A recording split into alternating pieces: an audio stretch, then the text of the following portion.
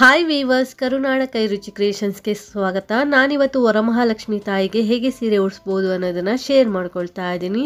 ಸೀರೆಯನ್ನು ಹರಡ್ಕೊಂಡು ನಾವು ನಾರ್ಮಲ್ ಆಗಿ ಸೀರೆ ಉಟ್ಕೊಳ್ತೀವಲ್ಲ, ಆ ಕಡೆಯಿಂದ 2 ಇಂಚು ಅಗಲ ಆಗೋಷ್ಟು ನೆರಿಗೆಗಳನ್ನ ಮಾಡ್ತಾ ಬರಬೇಕಾಗುತ್ತೆ. ಮೀಡಿಯಮ್ ಆಗಿ ಪ್ಲೀಟ್ಸ್ಗಳನ್ನ ಮಾಡ್ತಾ ಬನ್ನಿ. ಇಲ್ಲಿ ನೀವು 10 ಪ್ಲೀಟ್ಸನ್ನು ಮಾಡಿಕೊಂಡ್ರೆ ಸಾಕಾಗುತ್ತೆ. ನಾನಿಲ್ಲಿ ಒಂದು 7 ರಿಂದ 8 ಆಗೋಷ್ಟು ಪ್ಲೀಟ್ಸನ್ನು ಮಾಡ್ಕೊಂಡಿದ್ದೀನಿ. ಈ ರೀತಿ ಒಂದೇ ಸಮ ಬರುವಂತೆ ಎಲ್ಲ ಪ್ಲೀಟ್ಸ್ಗಳನ್ನು ಸಹ ಮಾಡಿಕೊಂಡು ನಂತರ ನಾವು ಪ್ಲೀಟ್ಸ್ಗಳನ್ನೆಲ್ಲ ನೀಟಾಗಿ ಜೋಡಿಸ್ಕೊಂಡು ಕ್ಲಿಪ್ಗಳನ್ನ ಸೇರಿಸ್ಕೋಬೇಕಾಗತ್ತೆ.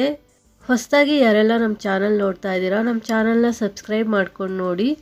ವಿಡಿಯೋ ಇಷ್ಟ ಆದರೆ ಒಂದು ಲೈಕ್ ಕೊಡಿ. ಹಾಗೆ ನಿಮ್ಮ ಫ್ಯಾಮಿಲಿ ಫ್ರೆಂಡ್ಸ್ಗೂ ಸಹ ವಿಡಿಯೋನ ಶೇರ್ ಮಾಡ್ಕೊಳ್ಳಿ.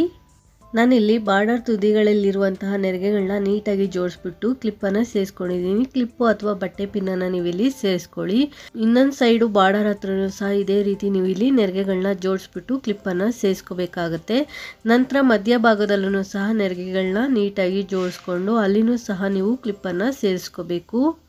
ನಾವೇನು ಪ್ಲೀಟ್ಸ್ ಮಾಡ್ಕೊಂಡಿರ್ತೀವಿ ಆ ಪ್ಲೀಟ್ಸ್ನ 3 ಭಾಗಗಳಲ್ಲೂ ಸಹ ನಾವು ಕ್ಲಿಪ್ಪು ಅಥವಾ ಪಿನ್ನನ್ನು ಸೇರಿಸ್ಕೊಂಡು ನಂತರ ಮಧ್ಯಭಾಗಕ್ಕೆ ಫೋಲ್ಡ್ ಮಾಡಿ ಎತ್ತಿಟ್ಕೋಬೇಕು. ನಂತರ ನಾನಿಲ್ಲಿ ಸೆರಗನ್ನು ನೆರಿಗೆ ಮಾಡ್ಕೊಳ್ತಾ ಇದ್ದೀನಿ. ಇಲ್ಲಿ ನಾನು 3/4 ಭಾಗ ಸೀರೆಯನ್ನು ಸೆರಗಿಗೆ ಅಂತ ಬಿಟ್ಕೊಂಡಿದ್ದೀನಿ. ಈ ಅಲಂಕಾರ ಸೆರಗಿಂದಾನೇ ಹೈಲೈಟ್ ಆಗುವಂಥದ್ದು. ಅದಕ್ಕೋಸ್ಕರ ಸೆರಗಿನ ಭಾಗ ನಾವು 3/4 ಭಾಗ ಸೀರೆಗೆ ಸೆರಗನ್ನು ಬಿಟ್ಕೋಬೇಕಾಗುತ್ತೆ. ನೀವು ಮೊದಲು ಸೆರಗನ್ನು ಪ್ಲೀಟ್ಸ್ ಮಾಡಿಕೊಂಡು ನಂತರ ನಾರ್ಮಲ್ ಆಗಿ ಪ್ಲೀಟ್ಸನ್ನು ಮಾಡ್ಕೋಬಹುದು. ನಾವು ನಾರ್ಮಲ್ ಆಗಿ ಸೀರೆ ಉಟ್ಕೊಂಡಾಗ ಹೇಗೆ ಸೆರಗಿಗೆ ಪ್ಲೀಟ್ಸ್ ಮಾಡ್ತೀವಿ ಅದೇ ರೀತಿಯಲ್ಲಿ ಮೀಡಿಯಮ್ ಆಗಿ ನಾವಿಲ್ಲಿ ಪ್ಲೀಟ್ಸ್ಗಳನ್ನ ಮಾಡಿಕೊಂಡು ನಂತರ ಸ್ವಲ್ಪ ದೂರಕ್ಕೆ ಇಲ್ಲಿ ಕ್ಲಿಪ್ಗಳನ್ನ ಸೇರಿಸ್ತಾ ಹೋಗಬೇಕಾಗತ್ತೆ. ಅಂದರೆ ಸರಿಸುಮಾರು 2 ಮಾರು ಆಗುವಷ್ಟು ನಾನಿಲ್ಲಿ ಸೆರಗನ್ನು ಪ್ಲೀಟ್ಸ್ ಮಾಡ್ಕೊಂಡಿದ್ದೀನಿ. ನೋಡಿ, ಈ ರೀತಿ ಪ್ಲೀಟ್ಸ್ಗಳನ್ನ ನೀಟಾಗಿ ಜೋಡಿಸ್ಕೊಂಡು ಅಲ್ಲಲ್ಲಿ ನಾವು ಕ್ಲಿಪ್ಪು ಅಥವಾ ಪಿನ್ನನ್ನು ಸೇರಿಸ್ಕೊಳ್ತಾ ಹೋಗಬೇಕಾಗುತ್ತೆ. ನೀಟಾಗಿ ಎಲ್ಲ ಪ್ಲೀಟ್ಸ್ಗಳನ್ನು ನೀಟಾಗಿ ಜೋಡಿಸ್ಕೊಂಡು ಕ್ಲಿಪ್ಪು ಅಥವಾ ಪಿನ್ನನ್ನು ಸೇರಿಸ್ಕೊಳ್ಳಿ. ನಾನಿಲ್ಲಿ 2 ಮಾರು ಆಗುವಷ್ಟು ಸೀರೆಯನ್ನು ಸೆರಗಿಗೆ ಅಂತ ಬಿಟ್ಕೊಂಡು ಅದನ್ನು ಪ್ಲೀಟ್ಸ್ ಮಾಡ್ಕೊಂಡಿದ್ದೀನಿ. ಇನ್ನು 1 ಮಾರು ಆಗುವಷ್ಟು ಸೀರೆಯನ್ನು ಪ್ಲೀಟ್ಸ್ ಮಾಡಿಲ್ಲ, ಹಾಗೆ ಬಿಟ್ಕೊಂಡಿದ್ದೀನಿ. ನಂತರ ಉಳಿದಿರುವಂಥ ಭಾಗನ ಒಂದು 8 ಪ್ಲೀಟ್ಸನ್ನು ಮಾಡಿ ಇಟ್ಕೊಂಡಿದ್ದೀನಿ. ನೋಡಿ, 2 ಮಾರು ಸೆರಗಿಗೆ ಅಂತ ನಾನಿಲ್ಲಿ ಪ್ಲೀಟ್ಸ್ ಮಾಡ್ಕೊಂಡಿದ್ದೀನಿ. ಮಧ್ಯದಲ್ಲಿ 1 ಮಾರು ಹಾಗೆ ಬಿಟ್ಟಿದ್ದೀನಿ. ನಂತರ ಒಂದು 8 ರಿಂದ 10 ಪ್ಲೀಟ್ಸನ್ನು ನೀವು ನಾರ್ಮಲ್ ಆಗಿ ಮಾಡಿಕೊಂಡ್ರೆ ಸಾಕಾಗತ್ತೆ. ಈಗ ಟೇಬಲ್ ಮೇಲೆ ಒಂದು ತಟ್ಟೆಯನ್ನು ಇಟ್ಕೊಂಡಿದ್ದೀನಿ. ತಟ್ಟೆಯ ಮೇಲೆ ಒಂದು ಬಿಂದಿಗೆಯನ್ನು ಇಡ್ತಾ ಇದ್ದೀನಿ. ನೀವು ಅದಕ್ಕೆ ಅಕ್ಕಿ ಅಥವಾ ಗೋಧಿಯನ್ನು ಸೇರಿಸ್ಬೋದು. ನಂತರ ಇನ್ನೊಂದು ಕಳಶದ ಚೊಂಬನ್ನು ಇಟ್ಕೊಂಡಿದ್ದೀನಿ. ಕಳಶದ ಚೊಂಬಿಗೆ ನಾನಿಲ್ಲಿ ಕಡ್ಡಿಯನ್ನು ಕಟ್ಟಿ ಇಟ್ಕೊಂಡಿದ್ದೀನಿ. ನಾನಿಲ್ಲಿ ಡಬಲ್ ಸೈಡ್ ಟೇಪನ್ನು ಅಂಟಿಸ್ಬಿಟ್ಟು ಬಿಂದಿಗೆ ಮತ್ತು ಕಳಶದ ಚೊಂಬನ್ನು ಲಾಕ್ ಮಾಡ್ಕೊಳ್ತಾ ಇದ್ದೀನಿ. ನೀವಿಲ್ಲಿ 2 ಬಿಂದಿಗೆನೂ ಸಮ ಸೈಜಲ್ಲೇ ನೀವು ತೆಗೆದುಕೋಬಹುದು. 2 ಒಂದೇ ಸೈಜಲ್ಲೇ ತೆಗೆದುಕೋಬಹುದು. ನಂತರ ಸಿಲ್ಲೋ ಟೇಪಿಂದಾದರೂ ನೀವು ಈ ರೀತಿ ಲಾಕ್ ಮಾಡ್ಕೋಬೋದು ಅಥವಾ ಡಬಲ್ ಸೈಡ್ ಟೇಪಿಂದಾದರೂ ಲಾಕ್ ಮಾಡ್ಕೋಬೋದು. ಬಿಂದಿಗೆ ಮತ್ತು ಕಳಶದ ಚೊಂಬನ್ನು ನಾನಿಲ್ಲಿ ಲಾಕ್ ಮಾಡ್ಕೊಂಡ ನಂತರ ಲೆಗ್ಸನ್ನು ತೆಗೆದುಕೊಂಡಿದ್ದೀನಿ, ಕಾಲುಗಳನ್ನ ತೆಗೆದುಕೊಂಡಿದ್ದೀನಿ. ಒಂದು ಕಾಲಿಗೆ ನಾನು ಫೋಲ್ಡ್ ಮಾಡಿ ದಾರನ ಕಟ್ಟಿ ಇಟ್ಕೊಂಡಿದ್ದೀನಿ, ಅಂದರೆ ಎಲ್ ಶೇಪಲ್ಲಿ ಬರಲಿಕ್ಕೆ. ಇನ್ನೊಂದು ಕಾಲನ್ನು ನಾನೇನು ದಾರ ಕಟ್ಟಿಲ್ಲ, ಅದು ಎಲ್ ಶೇಪಲ್ಲೇ ಇದೆ. ಅದಕ್ಕೋಸ್ಕರ ದೇವಿಯ ತೊಡೆ ಭಾಗದ 2 ತುದಿಗಳಿಗೆ ದಾರನ ಕಟ್ಕೊಂಡು ಅಂದರೆ ದಾರನ ಪೋಣಿಸ್ಕೊಂಡು ನಂತರ ಆ ಎರಡೂ ದಾರನ ನಾನಿಲ್ಲಿ ಜಾಯಿನ್ ಮಾಡಿಬಿಟ್ಟು ಬಿಂದಿಗೆಯ ಬ್ಯಾಕ್ ಸೈಡಿಂದ ತೊಗೊಬಂದು ಒಂದು ಕಾಲು ಕೆಳಭಾಗಕ್ಕೆ ಬರುವಂತೆ ಇನ್ನೊಂದು ಕಾಲು ಮಡಚಿ ಕುತ್ಕೊಂಡಿರೋ ರೀತಿಯಲ್ಲಿ ಇಟ್ಕೊಂಡಿದ್ದೀನಿ. ನಂತರ ಸೀರೆಯ ಸೆರಗನ್ನು ಕಳಶದ ಹಿಂಭಾಗ ಇಟ್ಟು ಸೀರೆಯನ್ನು ನಾನಿಲ್ಲಿ ಫೋಲ್ಡ್ ಮಾಡಿ ಇಟ್ಕೊಂಡಿದ್ದೀನಲ್ಲ ಅದನ್ನ ಸಮವಾಗಿ ಜೋಡಿಸ್ಕೊಂಡು ಪ್ಲೀಟ್ಸು ಸಮವಾಗಿ ಇರುವಂತೆ ನಾನಿಲ್ಲಿ ಜೋಡಿಸ್ಕೊಂಡು ಒಂದು ಕ್ಲಿಪ್ಪನ್ನು ಸೇರಿಸ್ಕೊಳ್ತಾ ಇದ್ದೀನಿ. 2 ಸೈಡಿನ ಪ್ಲೀಟ್ಸನ್ನು ನಾವು ಮಧ್ಯಭಾಗಕ್ಕೆ ಫೋಲ್ಡ್ ಮಾಡಿರ್ತೀವಲ್ಲ ಆ ಪ್ಲೀಟ್ಸ್ಗಳನ್ನ ಅಲ್ಲಿ ನೀಟಾಗಿ ಜೋಡಿಸ್ಕೊಂಡು ಒಂದು ಕ್ಲಿಪ್ಪನ್ನು ಸೇರಿಸ್ಕೋಬೇಕಾಗುತ್ತೆ. ನಂತರ ಲೆಂತನ್ನು ನೋಡಿಕೊಂಡು ನಾವಿಲ್ಲಿ ದೇವಿಯ ಸೊಂಟಕ್ಕೆ ನಾವಿಲ್ಲಿ ಕಟ್ಕೋಬೇಕಾಗತ್ತೆ. ನಾನಿಲ್ಲಿ ದೇವಿಯ ಕಾಲಿಗೆ ಸಮವಾಗಿ ಪ್ಲೀಟ್ಸ್ ಬರೋ ರೀತಿಯಲ್ಲಿ ಇಟ್ಕೊಂಡು ನಾನು ದೇವಿಯ ಸೊಂಟಕ್ಕೆ ಅಂದರೆ ಕೆಳಗಡೆ ಬಿಂದಿಗೆ ಏನು ಬರುತ್ತೆ ಆ ಬಿಂದಿಗೆಗೆ ನಾನು ಬಟ್ಟೆಯ ದಾರದಿಂದ ಇಲ್ಲಿ ಕಟ್ಕೊಳ್ತಾ ಇದ್ದೀನಿ. ತುಂಬ ಟೈಟಾಗಿ ಕಟ್ಟಲಿಕ್ಕೆ ಹೋಗಬೇಡಿ, ಹಾಗೆ ತುಂಬ ಲೂಸಾಗೂ ಕಟ್ಟಲಿಕ್ಕೆ ಹೋಗಬೇಡಿ, ಸ್ವಲ್ಪ ಗ್ರಿಪ್ಪಾಗಿ ಕಟ್ಕೊಳ್ಳಿ. ನಂತರ ನಾವು ನೆರಿಗೆಗಳನ್ನ ಸ್ಪ್ರೆಡ್ ಮಾಡ್ಕೋಬೇಕಾಗತ್ತೆ. ದೇವಿಯ ಎಡಗಾಲಿನ ಮೇಲೆ ನಾವು ಏನು ನೆರಿಗೆಗಳನ್ನ ಕಟ್ಟಿ ಇಟ್ಕೊಂಡಿದ್ದೀವಿ ಆ ನೆರಿಗೆಗಳನ್ನ ನಾವಿಲ್ಲಿ ಸರಿ ಮಾಡ್ಕೋಬೇಕಾಗತ್ತೆ. ಹಾಗೆ ದೇವಿಯ ತೊಡೆ ಮೇಲೆ ಇರುವಂತಹ ಸೀರೆ ಭಾಗನೂ ಸಹ ನಾವಲ್ಲಿ ನೀಟಾಗಿ ಸರಿ ಮಾಡಿಕೊಂಡು ನೀಟಾಗಿ ಅಲ್ಲಿ ಪ್ಲೀಟ್ಸ್ ಬಂದಿರೋ ರೀತಿಯಲ್ಲಿ ನಾವು ಮಾಡಿಕೊಂಡು ಬಾರ್ಡರ್ ಮಾತ್ರ ಮೇಲ್ಗಡೆ ಭಾಗಕ್ಕೆ ಹೈಲೈಟ್ ಆಗಿ ಕಾಣೋ ರೀತಿಯಲ್ಲಿ ನಾವು ಮಾಡಿಕೊಂಡು ನಂತರ ಪ್ಲೀಟ್ಸ್ಗೆ ಹಾಕಿರುವಂಥ ಕ್ಲಿಪ್ಗಳನ್ನ ತೆಗೆದುಬಿಟ್ಟು ಪ್ಲೀಟ್ಸ್ಗಳನ್ನ ನಾನು ಕಾಲಿನ ಮೇಲೆ ಸ್ಪ್ರೆಡ್ ಮಾಡ್ಕೊಳ್ತಾ ಇದ್ದೀನಿ. ಒಂದರ ಪಕ್ಕ ಒಂದು ಪ್ಲೀಟ್ಸ್ ಬರಬೇಕು, ಆ ರೀತಿ ನೀವು ಪ್ಲೀಟ್ಸನ್ನು ಸ್ಪ್ರೆಡ್ ಮಾಡ್ಕೊಳ್ಳಿ. ತುಂಬ ಅಗಲಕ್ಕೆ ಸ್ಪ್ರೆಡ್ ಮಾಡಬೇಡಿ, ಒಂದು ಪ್ಲೀಟ್ಸ್ ಪಕ್ಕ ಇನ್ನೊಂದು ಪ್ಲೀಟ್ಸ್ ಬರಬೇಕು, ಆ ರೀತಿ ನೀವು ಪ್ಲೀಟ್ಸನ್ನು ಸ್ಪ್ರೆಡ್ ಮಾಡ್ಕೋಬೇಕಾಗತ್ತೆ. ನಂತರ ಅಲ್ಲಿ ಪಕ್ಕದಲ್ಲಿರುವಂತಹ ಸೀರೆಯನ್ನು ನೀಟಾಗಿ ಅಲ್ಲಿ ಸರಿ ಮಾಡ್ಕೊಳ್ಳಿ. ಸ್ವಲ್ಪನೂ ರಿಂಕಲ್ಸ್ ಅನ್ನೋದು ಕಾಣಿಸ್ಬಾರ್ದು, ಆ ರೀತಿಯಲ್ಲಿ ನೀವು ಅಲ್ಲಿ ಸರಿ ಮಾಡ್ಕೋಬೇಕಾಗತ್ತೆ. ಒಂದು ಸೈಡು ನೀವು ಸರಿ ಮಾಡ್ಕೊಂಡ ನಂತರ ಇನ್ನೊಂದು ಕಾಲಿನ ಮೇಲೆ ಸೆರಗನ್ನು ಹೇಗೆ ಹಾಕೋದು ಅಂತ ನೋಡೋಣ. ದೇವಿಯ ಬಲಗಾಲಿನ ಮೇಲೆ ನಾವು ಸೆರಗು ಏನು ಪ್ಲೀಟ್ಸ್ ಮಾಡ್ಕೊಂಡಿದ್ದೀವಿ, ಕಾಲಿನ ಮೇಲ್ಭಾಗದಿಂದ ತಗೊಬಂದು ಕೆಳಭಾಗದಿಂದ ಮತ್ತೆ ಮೇಲ್ಭಾಗಕ್ಕೆ ತಗೊಂಡೋಗಿ ದೇವಿಯ ಎಡಭುಜದ ಮೇಲೆ ಸೆರಗನ್ನು ಹಾಕಬೇಕಾಗತ್ತೆ.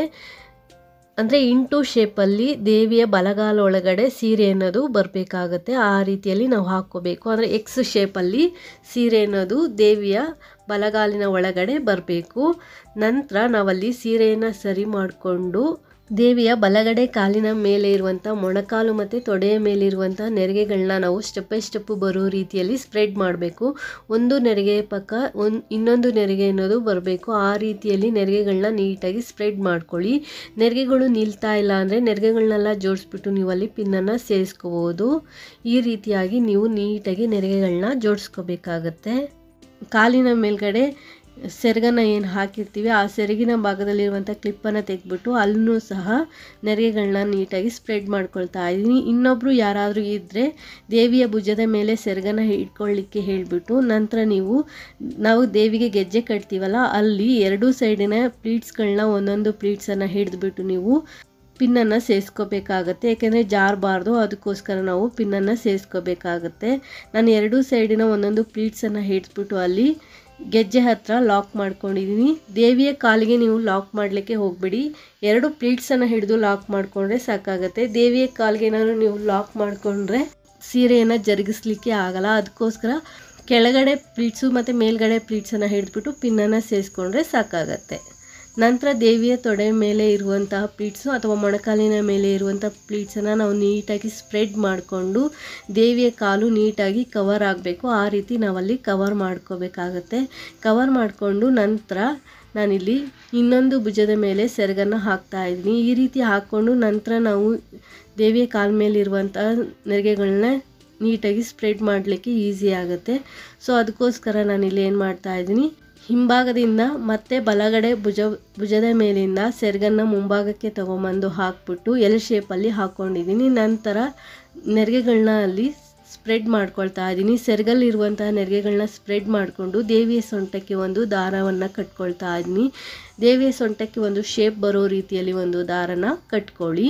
ಬಲಗಡೆ ಕಾಲ ಮೇಲೆ ಇರುವಂತಹ ನೆರಿಗೆಗಳನ್ನ ಅಂದರೆ ಕಚ್ಚೆ ಪಂಚೆ ಥರ ಉಟ್ಸಿದ್ದೀವಲ್ಲ ಅಲ್ಲಿ ನೆರಿಗೆಗಳನ್ನ ಸೇರಿಸ್ಬಿಟ್ಟು ನೀಟಾಗಿ ನೆರಿಗೆಗಳನ್ನ ಜೋಡಿಸ್ಬಿಟ್ಟು ನಾನು ಎರಡೂ ನೆರಿಗೆಗಳ ತುದಿಗಳನ್ನ ಹಿಡಿದುಬಿಟ್ಟು ತೊಡೆ ಕಾಣ್ದಿರೋ ರೀತಿಯಲ್ಲಿ ಒಳಭಾಗದಿಂದ ನಾನಿಲ್ಲಿ ಬಟ್ಟೆ ಪಿನ್ನನ್ನು ಸೇರಿಸ್ಕೊಳ್ತಾ ಇದ್ದೀನಿ.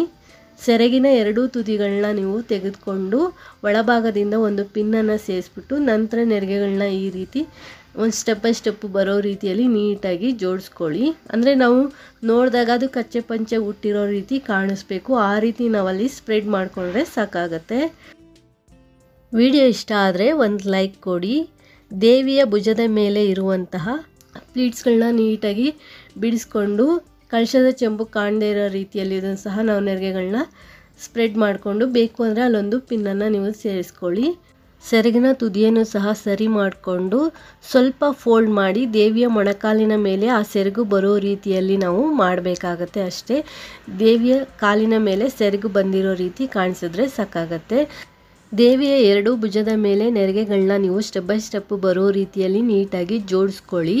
ಹಾಗೆ ಮೇಲೆ ಏನಾದರೂ ಎತ್ಕೊಂಡಿದೆ ಅನಿಸಿದ್ರೆ ಬ್ಯಾಕ್ ಸೈಡ್ಗೆ ಸೀರೆಯನ್ನು ಎಳೆದ್ಬಿಟ್ಟು ಪಿನ್ನನ್ನು ಸೇರಿಸ್ಕೊಳ್ಳಿ. ಎಕ್ಸ್ಟ್ರಾ ಬಟ್ಟೆ ಏನಾದರೂ ಕಾಣಿಸ್ತಾ ಇದ್ದರೆ ಅದನ್ನೆಲ್ಲ ಬ್ಯಾಕ್ ಸೈಡ್ಗೆ ಸೇರಿಸಿ ನೀವು ಪಿನ್ನನ್ನು ಸೇರಿಸ್ಬೇಕಾಗತ್ತೆ.